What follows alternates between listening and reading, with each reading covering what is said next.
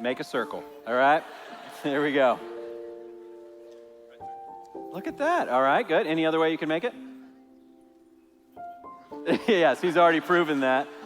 And we moved, and we have that there. Oh, and we get, all right, yes, very good, very good. Okay, the experiment has gone well. You guys are normal, okay? That's what I want to tell you. So here's where, every time I run this experiment, the exact same thing happens, and that is when I ask people to make a circle, they often get together and make an inward-facing circle. Okay, they make an inward-facing circle. And then if I ask them to do it again, they'll do exactly what you guys did. They'll maybe hold hands and they'll get closer together. That's happened on just about all of these services that we've done this. And so you guys are normal. Thank you very much for passing the experiment. Let's thank our friends for being up here. You guys are free to go. And so I show you that today because this tendency to make an inward-facing circle is one of the most significant challenges that we face here at Watermark Community Church. This tendency to just get together and just be facing one another and kind of ignoring everybody that is outside of the circle. Now, if we here at Watermark just wanted to be a club, or we wanted to be a fraternity or sorority, or if we wanted to be like a neighborhood association, then that would be fine that we just had an inward-facing circle, but that's not who we are. We're not a club, we're not a fraternity or sorority, we're not a neighborhood association. We are a church.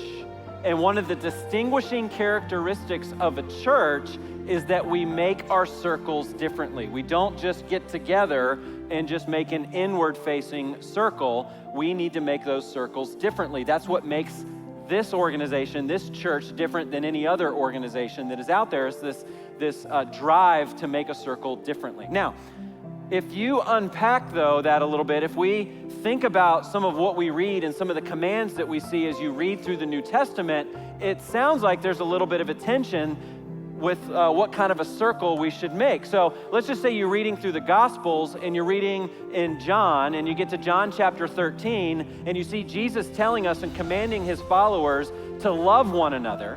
Well, that would seem to indicate that we should make an inward-facing circle because we are to love one another, and Jesus would say that the way we love one another is a way that we tell the rest of the world that we're different and that we're following after him is seen in the way we make an inward-facing circle and the way we love one another. If you continue to read through the New Testament and you get to the book of Hebrews, you'll see the author of Hebrews telling us not to give up or to forsake meeting together, and that we are to spur one another on towards love and good deeds. So you read through some of the New Testament and you just see this call and this command to make an inward-facing circle. But if you continue, you'll see some other passages that maybe indicate something else. And so if you open up the book of Matthew and you get to Matthew chapter 22, you'll see Jesus talking about the greatest command, that we are to love God and to love our neighbors as ourselves. And you move on in the book of Matthew and you get towards the end and you see that Jesus, after he had risen from the dead, one of the last commands that he gave to his followers was to go and to make disciples. And so here it is, you're reading through the New Testament, you see this call to be an inward-facing circle, but yet you also see this call to be an outward-facing circle, to love your neighbor and to go and to make disciples. And it looks like there is this tension there. Are we to love or are we to go? And what kind of circle are we supposed to make as followers of Jesus? And the answer is this. The answer is both. We are to do both. This is a tension to manage. This is not a problem to solve. If we look at this as just a problem to solve and we just go, well, let's just love one another, then what's eventually going to happen if we just make inward-facing circles here at Watermark is we're just going to crumble or we're just going to shrivel up and become smaller and eventually just die.